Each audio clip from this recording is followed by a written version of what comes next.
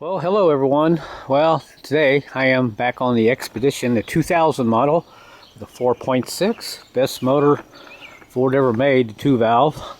Today we're doing brakes. Well, not brakes. We have a broken, busted brake line. Yeah, here's the one we cut out. If you look closely, right about where my thumb is there, it's all rusted, and my foot went to the floor when I come up to the stop sign. And this particular piece of brake line is right near the muffler under there, so it gets really hot. And no doubt that was going to break sooner or later. And here's the other piece we're going to put in there, kind of make it work. And my tools and all that. Now, sometimes you can get by just by buying these guys here, these little barrel connectors. And you can connect a couple of these together. And you can connect a couple of these lines together like this. And tighten these down and you're good to go. Now sometimes when you cut these out, there's a barrel connector on this side. Let me show you underneath. And on this vehicle it's right about here, and sometimes you think, well, I'll just put my wrench in there and take this off and screw a new one in. Well, it doesn't work that way most of the time. You can't get this off. This piece here will start to turn and you'll break it. So best plan I had, and it seems to work, is just take your Dremel tool and cut the old one off there, and the other one is cut off right about here. And I'll take some sandpaper, clean this up, and we'll put our connector here and run our brake line down to here, to this piece here. This is my whole plan, but yeah, I put a wrench on there and it's not budging, so we're just going to piece this in. And with an old vehicle like this, sometimes this is your better option, because that line, if you look closely, it goes up and it goes over the muffler up into the frame, and somewhere it goes back up in there. So I'm not tracing it. So I got a nice clean cut right here, and I should be good to go once I clean that up.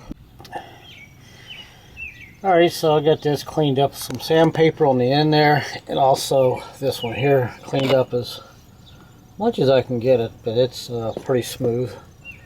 That way our barrel connectors will go on there. We can kind of connect this piece together there and hopefully have brakes again. And one odd thing is, I have a lot of brake wrenches here, but apparently I don't have a 3/16. I have no idea. I might have to buy a couple of 3/16. That's why some of these wrenches wouldn't fit over some of these older ones here, because these are actually 3/16. But anyway, so we'll go ahead and kind of get this prepared here and get it on there, and hopefully everything should go. But there's the old one, there's a new one we're going to put on there, so we'll somehow make it fit. Alright everyone, our brake job, well, not our brake job, but our brake line job is pretty much done. There's the old one. And let's go under here and look real quick. You flip around, make you a little doozy. It's not the perfect job, but it's pretty much in the same area where it was before, and it's kind of hard to bend that, especially if you're in short places, but it works. And you can see it's clear of everything. And if you notice, no leaks. I've already tested it, bled the back brake, it's okay, no leaks. So these compression things are really nice to have.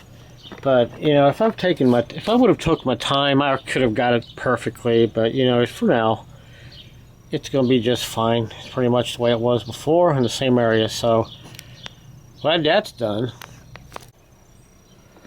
And we'll go ahead and get our 10mm socket off the bleeder back here, and it's good there. A lot of times you can just open this little bleeder here on this caliper, and up in the master cylinder just pour fluid in, and it'll gravity feed all the way down. And when you see it dripping out here, just tighten up the bleeder screw and pump it a few times, the pedal, and come back out and let some more out, and you're usually pretty good. But the only other tool I actually had I was going to try to use, but it was just wasn't going to work for this little brake line, was these little benders. You can get these for like $10, brake line bender tools.